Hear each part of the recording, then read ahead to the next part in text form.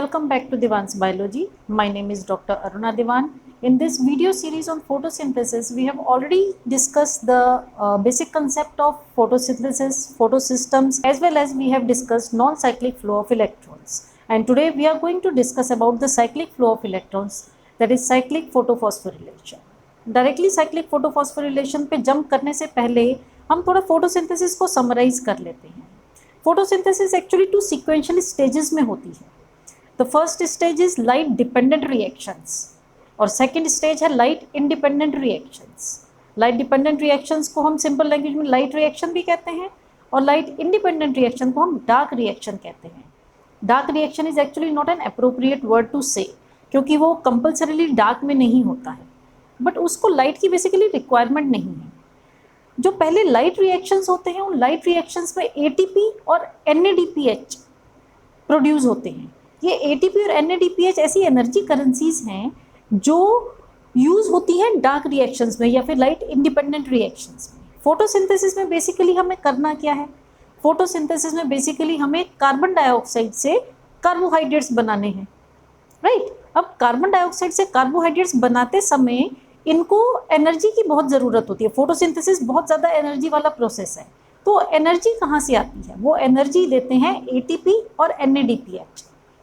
ATP और NADPH जो हैं वो बनते हैं लाइट रिएक्शंस में. लाइट रिएक्शन होने के बाद जो एटीपी और एनएडीपीएच बने हैं वो यूटिलाइज होंगे डार्क रिएक्शन में to convert CO2 into carbohydrates. So already हम लाइट रिएक्शंस में नॉन साइक्लिक फोटोफॉस्फोरिलेशन कर चुके हैं. आज हम करेंगे cyclic photophosphorylation, right. Cyclic photophosphorylation करने से पहले थोड़ा सा हम नॉन साइक्लिक का भी एक बार समराइज कर लेते हैं. नॉन साइक्लिक में आपने देखा था सनलाइट से जो फोटोन्स आते हैं वो फोटोन्स एक्सेप्ट कौन करता है? जो एक्सेसरी पिगमेंट्स हैं. यहाँ पे हमारे एक रिएक्शन सेंटर है. रिएक्शन सेंटर में क्लोरोफिल ए डाइमर होता है, राइट. यहाँ पे हमारे 2 फोटोसिस्टम्स हैं. कौन से 2 फोटोसिस्टम? Photosystem 2 and photosystem 1. ये सब चीज़ें ऑलरेडी डिस्कस हो चुकी हैं. वाई फोटोसिस्टम 2 हमने पहले बोला, फोटोसिस्टम 1 हमने बाद में बोला. सनलाइट से जब एनर्जी जो है in the form of photons वो एक्सेप्ट करते हैं, ये एब्जॉर्ब करते हैं एक्सेसरी पिगमेंट्स. ये एक्सेसरी पिगमेंट्स जो है वो photons in the form of energy absorb करके देते हैं क्लोरोफिल ए मॉलिक्यूल या reaction centre, right. Reaction centre से जो इनके इलेक्ट्रॉन्स हैं वो एक्साइट होकर प्राइमरी इलेक्ट्रॉन एक्सेप्टर उनको एक्सेप्ट करते हैं. प्राइमरी इलेक्ट्रॉन एक्सेप्टर जो है वो हमारा PS2 का अलग है, फियोफाइटिन है. PS1 का अलग है, A0 है, राइट. अब प्राइमरी इलेक्ट्रॉन एक्सेप्टर ने जब यहाँ से इलेक्ट्रॉन एक्सेप्ट किया, उन्होंने एक्सेप्ट करके कहाँ पे भेजा? प्लास्टोक्विनोन के पास. ये मैंने आपको बताया था इलेक्ट्रॉन ट्रांसपोर्ट चेन है. यहाँ से इलेक्ट्रॉन्स जो हैं वो एक दूसरे में ट्रांसपोर्ट हो रहे हैं और ट्रांसपोर्ट होते समय ये डाउनहिल रिएक्शन इसको कहते हैं. ये सब ऑलरेडी एक्सप्लेन हो चुका है. डाउनहिल इसलिए कहते हैं क्योंकि जैसे जैसे इलेक्ट्रॉन आगे आगे ट्रांसफ़र होते जा रहे हैं वैसे वैसे उनकी एनर्जी थोड़ी सी लूज़ हो रही है. और वो एनर्जी यूटिलाइज कौन करता है? जब ये एनर्जी थोड़ी बहुत लूज़ होती है तो यहाँ पे स्ट्रोमा में जो प्रोटॉन्स हैं H+ हैं वो यहाँ से उस एनर्जी को यूज़ करके ल्यूमेन में आ जाते हैं, राइट. इसी तरीके से जैसे जैसे इलेक्ट्रॉन जाता है वो एनर्जी लूज़ करता है, इसलिए हम उसको थोड़ा सा डाउनहिल बनाते हैं और उसका नेक्स्ट इलेक्ट्रॉन में जब और एनर्जी लूज़ हो गई, इलेक्ट्रॉन ट्रांसफ़र के टाइम पे जब और इलेक्ट्रॉन एनर्जी लूज़ हो जाती है तो वो हमारा डाउनहिल होता है. और यहाँ से फाइनली जो इलेक्ट्रॉन हो वो पास ऑन होता है PS1 के क्लोरोफिल ए या रिएक्शन सेंटर के पास. अब ऑलरेडी इलेक्ट्रॉन यहाँ पे एनर्जी लूज कर चुके हैं तो उनको वापस से एनर्जी चाहिए. सनलाइट से in the form of photon फिर से ये जो PS1 के जो एक्सेसरी पिगमेंट्स हैं वो एब्जॉर्ब करते हैं. एब्जॉर्ब करके एनर्जी देते हैं रिएक्शन सेंटर को. रिएक्शन सेंटर से फिर जो इलेक्ट्रॉन है वो एक्साइट होता है, प्राइमरी इलेक्ट्रॉन एक्सेप्टर के पास जाता है. प्राइमरी इलेक्ट्रॉन एक्सेप्टर जो है वो इलेक्ट्रॉन देता है फेरिडॉक्सिन को, राइट. फेरिडॉक्सिन जो है उसका इलेक्ट्रॉन अब जाता है NADP रिडक्टेज के पास. NADP रिडक्टेज ऐसा एंजाइम है जो NADP को NADPH में रिड्यूस कर देता है. यहाँ पे तो हमारा NADPH बन गया. मैंने आपसे बताया था कि हमें लाइट रिएक्शंस में 2 चीज़ें बनती हैं, 2 एनर्जी करेंसीज बनती हैं, ATP and NADPH, right. NADPH तो बन गया. अब ATP कैसे बना था? ATP जब यहाँ पे हमारे प्रोटॉन्स इधर आ रहे हैं ल्यूमेन में प्रोटॉन्स कलेक्ट होते जा रहे हैं तो प्रोटॉन ग्रेडियंट बनता है। प्रोटॉन ग्रेडियंट बनने के बाद यहाँ पे जो ये क्या है, ये थाइलेकॉइड की मेम्ब्रेन है, राइट। ये थाइलेकॉइड की मेम्ब्रेन है। ये हमारा पूरा बोर्ड जो है वो क्लोरोप्लास्ट है। क्लोरोप्लास्ट का ये स्ट्रोमा है और यहाँ पे थाइलेकॉइड की मेम्ब्रेन के अंदर इधर अंदर की साइड, थाइलेकॉइड के अंदर की साइड यहाँ पे ल्यूमेन है। अब यहाँ पे प्रोटॉन ग्रेडियंट बनता है। प्रोटॉन ग्रेडियंट बनता है। प्रोटॉन ग्रेडियंट बनने के बाद क्या होता है, यहाँ पे एक एंजाइम होता है जिसको हम कहते हैं एटीपी सिंथेज। ये जो एटीपी सिंथेज है ये क्या करता है, ये जब प्रोटॉन ग्रेडियंट बन जाता है तो उस प्रोटॉन ग्रेडियंट को वापस रिलीव करने के लिए या बैलेंस करने के लिए यहाँ से प्रोटॉन्स जो हैं उनको वापस स्ट्रोमा में भेजता है, right.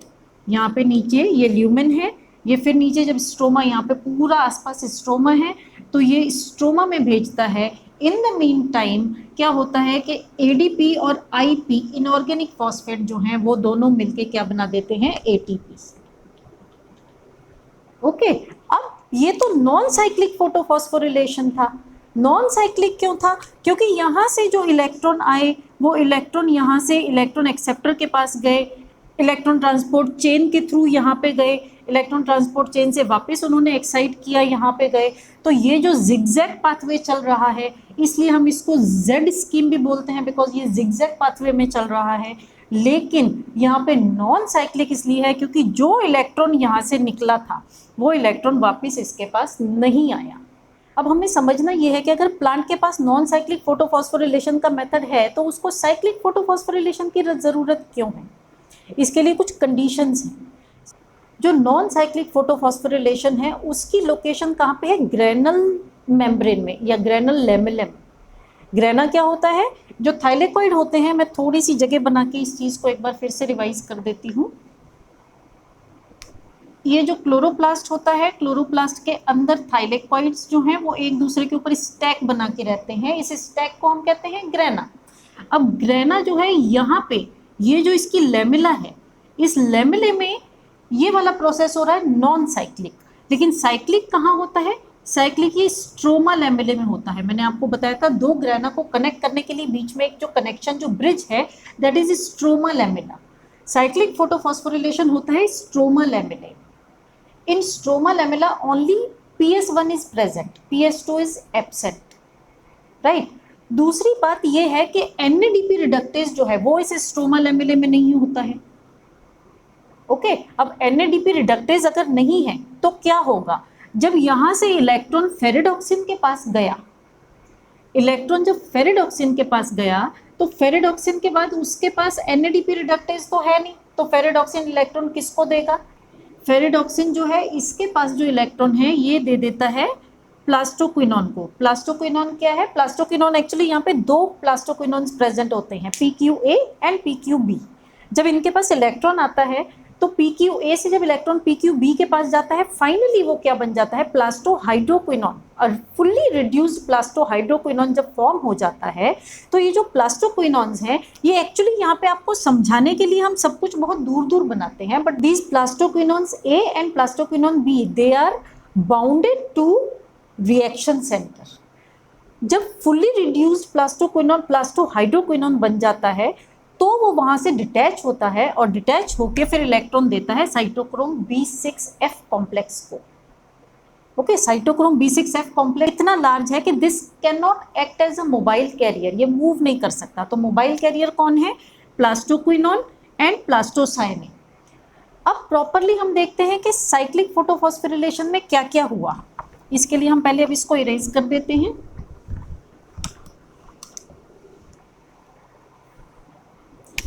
P700, okay, that is PS1। यहाँ पे इसका रिएक्शन सेंटर है। रिएक्शन सेंटर से जब इलेक्ट्रॉन कहाँ से आएगा, सन से, in the form of photons. इस रिएक्शन सेंटर के आसपास आपको पता है क्या होता है, एक्सेसरी पिगमेंट्स होते हैं। ये एक्सेसरी पिगमेंट्स जो हैं फोटॉन्स को एब्जॉर्ब करते हैं, एब्जॉर्ब करके ये रिएक्शन सेंटर को देते हैं। रिएक्शन सेंटर के पास जो इलेक्ट्रॉन है ये एक्साइट होगा और एक्साइट होके प्राइमरी इलेक्ट्रॉन एक्सेप्टर के पास जाता है, which is A0। Primary electron acceptor इसका A0 होता है, राइट। अब प्राइमरी इलेक्ट्रॉन एक्सेप्टर से ये कहाँ पे जाएगा, ये जाएगा फेरिडॉक्सिन के पास। फेरिडॉक्सिन के पास अब NADP रिडक्टेज नहीं है, क्यों?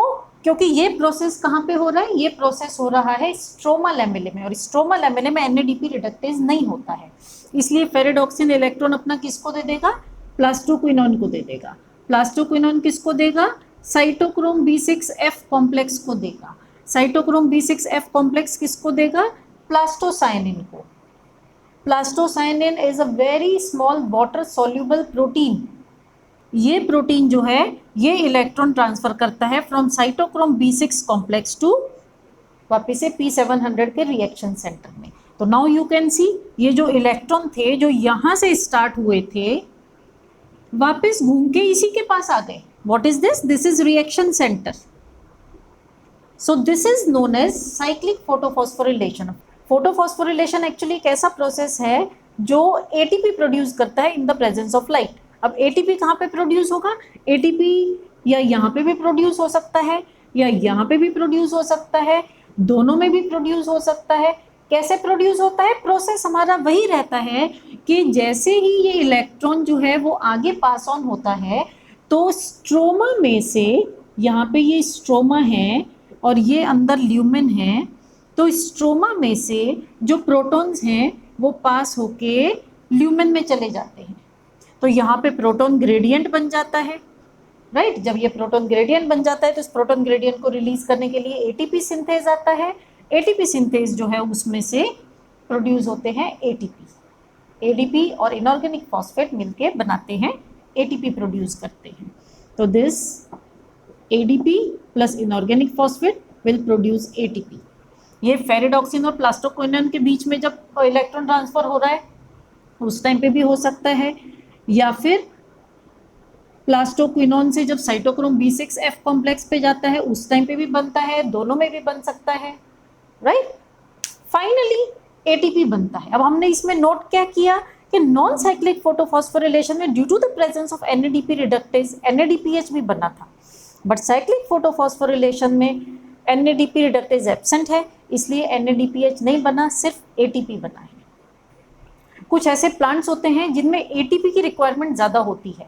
आपको पता है कि एब्जॉर्प्शन पीक जो है फोटोसिस्टम 1 में दैट इज 700 नैनोमीटर। अब अगर लाइट की इंटेंसिटी ही 680 से ऊपर है तो ऐसे में PS2 जो है वो तो वर्क ही नहीं करेगा। तो 680 नैनोमीटर से ऊपर अगर लाइट की वेवलेंथ है तब भी फोटोसिस्टम 1 वर्क करेगा, और फोटोसिस्टम 1 अगर खाली वर्क करता है, अगर अकेला फोटोसिस्टम 1 वर्क करता है तो ATP प्रोड्यूस होता है, NADPH प्रोड्यूस नहीं होता है। आई होप आप लोगों को साइक्लिक फोटोफॉस्फोरिलेशन समझ में आ गया होगा। नेक्स्ट वीडियो में हम non cyclic and cyclic photophosphorylation के बीच में डिफरेंस समझते हैं। अगर आपको वीडियो पसंद आई है तो मेरा चैनल सब्सक्राइब कीजिए, और अगर आपको कोई डाउट है तो आप कमेंट बॉक्स में लिख सकते हैं, आपके डाउट क्लैरिफाई किए जाएंगे। Thank you.